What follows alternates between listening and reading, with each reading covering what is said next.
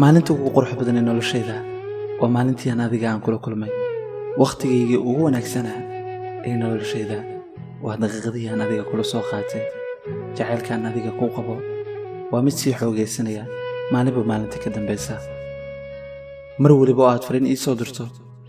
waxaan ku xafidaa qalbigayga mar waliba oo aad eegto waxaan ku kaydiyaa xasuustayda erey walba oo aad tiraahdo waxaan u gudbiyaa maskaxdayda adiga iyo ficiladaada waa kuwo ku weyn noloshayda waxaa tahay qofka keliya ee noloshayda dhammaystiray soo xaquma lihid inaan ku dhaho waxaa tahay dawadayda waxaa tahay talisadii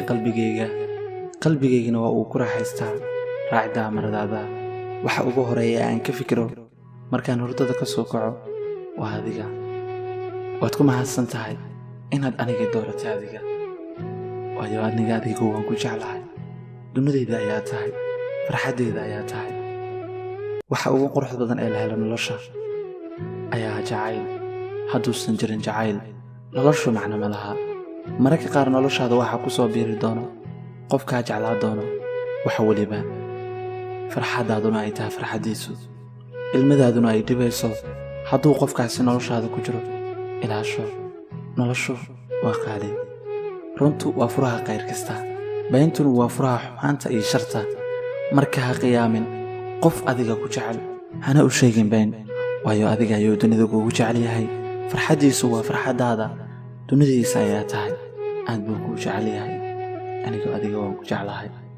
sababta aan kuu jeclahay mataqaan waayo waxaa tahay qofkii wax walibay baray noloshayda oo dhan aniga aan ku soo hana qaaday farxad ii bilaabay rajada maanta aan ku noolahay qofkii iftiimi ayaa tahay kuma iloobi doono weligay waan ku jeclaa doonaa qalbigaa kugu haysan doonaa raali ayay ka tahay naftayda sugitaanka ay ku sugayso waayo waxaan aaminsanahay inaad tahay midii dhammaystir lahayd noloshayda oo dhan aadan kuu jeclahay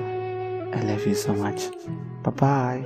waxaad tahay boqoradii jacaylku igula barla